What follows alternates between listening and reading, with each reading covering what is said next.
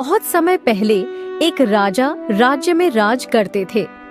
वह किसी भी समस्या का बहुत समाधान ढूंढ लेते थे। राज्य में कोई भी झगड़ा हो या किसी चीज का बंटवारा हो, सब राजा से ही न्याय मांगते थे। एक दिन राजा बगीचे में खड़े खड़े सोचने लगे, अरे कानून तो मैं पूरा जान गया हूँ, क्यों न जंगल जाकर तप किया जाए ताकि मैं गुरुदेव की बताई हुई विद्या से सिद्धि प्राप्त कर सकूं। ऐसा सोचकर राजा अपने महल की तरफ लौट गए और मंत्री गरुड़ सेन को अपने पास बुलाए। मंत्री जी, हम जंगल में तप करने जा रहे हैं ताकि आने वाले संकट से हम राज्य को बचा सके, और मैं महल का सारा दायित्व आपको और महारानी को सौंपता हूँ। महाराज, आपका आदेश हमेशा सर आंखों पर।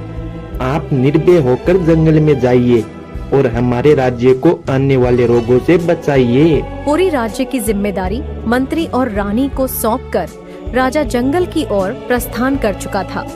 मंत्री धोखेबाज था, वह भी राजा के पीछे जंगल की तरफ चल दिया। राजा जंगल में पहुंचकर तप करने लगा। मंत्री भी उनको छिप छिप कर देख रहा था।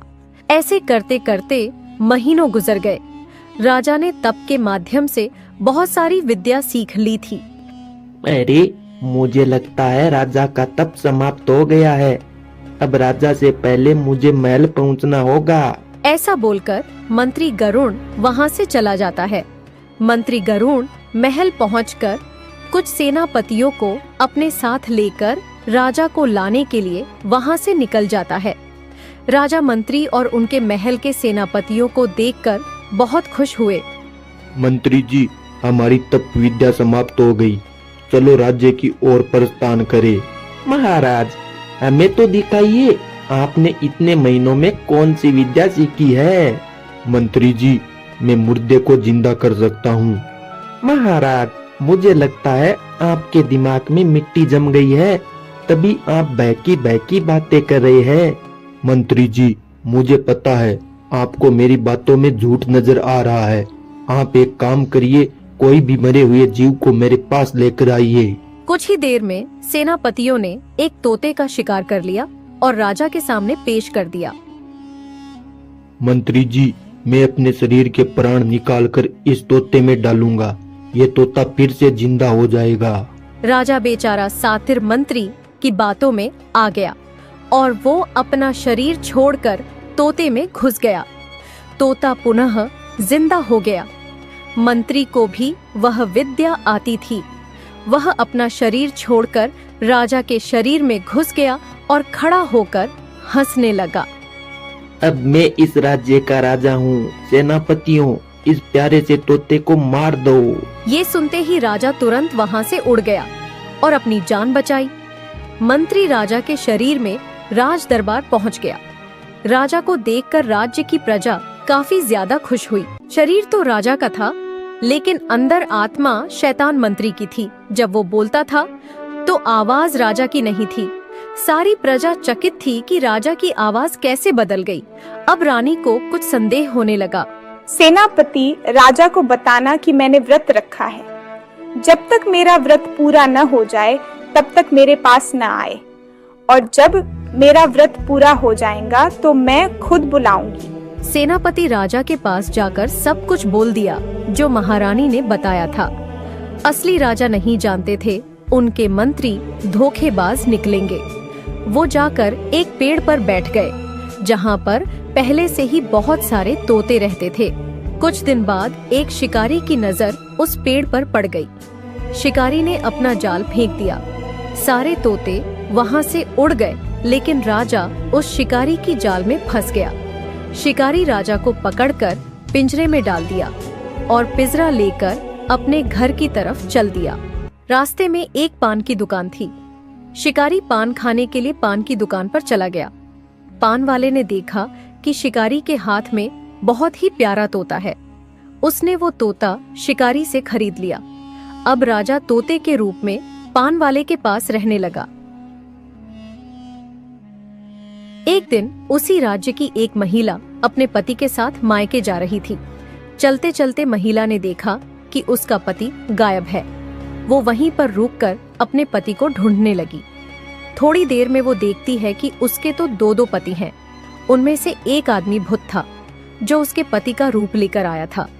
अब वो बेचारी महिला समझ नहीं पा रही थी कि उसका असली पति कौन सा है। उस महिला ने उन दोनों को गांव के मुखिया के पास लेकर गई। मुखिया जी, मेरी मदद करिए। मुझे ये बताइए, इन दोनों में से मेरा असली पति कौन सा है? सरपंच भी उन दोनों को देखकर हैरान हो गया और वो कुछ भी नहीं कर पाया। ये बात चारों तरफ फैल गई। दो आदमी असली पति वाली बात पान वाले की दुकान पर कर रहे थे। राजा पिंजरे में ये सारी बात सुन रहा था।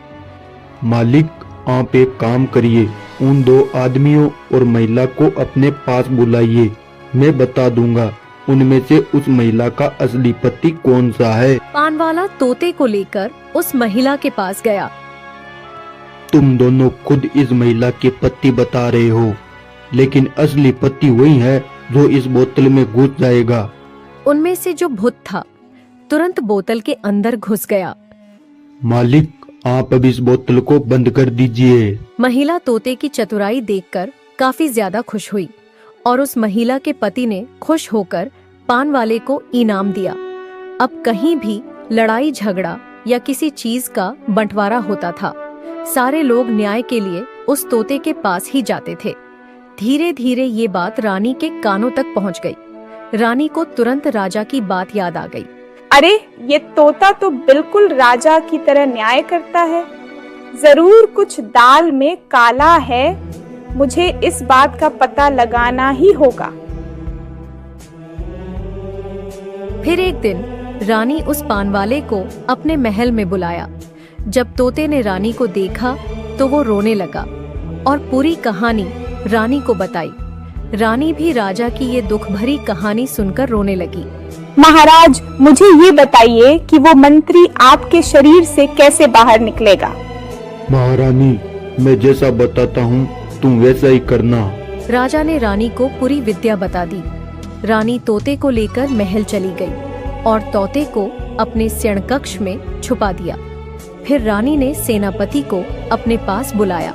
जाओ और राजा को बता दो कि आज हमारा व्रत पूरा हो चुका है, वह मेरे पास आ सकते हैं। सेनापति जाकर सारी बात मंत्री को बता दी। ये बात सुनकर मंत्री काफी ज्यादा खुश हुआ। मंत्री रात होते ही रानी के पास गया और रानी से प्यार भरी बातें करने लगा। रानी ने उसकी आवाज सुनकर यह समझ लिया कि यह मंत्री है जो राजा के शरीर में है। महाराज, आपने कई साल तक तपस्या की है, मुझे भी दिखाओ, आपने ऐसा क्या सीखा है? महारानी, मैं मुर्दे को जिंदा कर सकता हूँ। महाराज, आप हमसे कब झूठ बोलने लग गए? मुझे आपकी बातों पर यकीन नहीं है। महारानी, मैं झूठ नहीं बोल रहा हूँ। तुम मेरे पास कोई मुर्दा जीव लेकर आओ, मैं उस जीव को पुनः जीवित कर दूंगा। महाराज, मैंने सुना है हमारे राज्य का एक धोबी का गड्ढा मर गया है। आप उसको जिंदा करके दिखाओ, तब मैं मानूंगी। अगली सुबह रानी और मंत्री, जो राजा के शरीर में था, दोनों धोबी के पास आ गए। मंत्री मरे हुए गड्ढे को देखकर अपनी विद्या में अंतर्ध्यान हो गया और कुछ ही देर में राजा के शरीर को छोड़कर गड्ढे के शरीर में प्रवेश कर गया। गड्ढा जिंदा हो गया। राजा को इसी पल का इंतजार था। राजा ने अपने शरीर को तोते से निकाला और तुरंत अपने शरीर में वापस घुस गया। मंत्री बेचारा रानी की चाल समझ नहीं पाया और गड्ढा ही बना रह गया। राजा ने धोबी को बोला कि इसे इतना काम करवाओ कि ये भूल जाए कि मैं भी किसी राजा का प्रिय मंत्री था। इधर राजा को पुनः अपना शरीर मिल गया था और वो राज दरबार में वैसे ही न्याय करने लगे।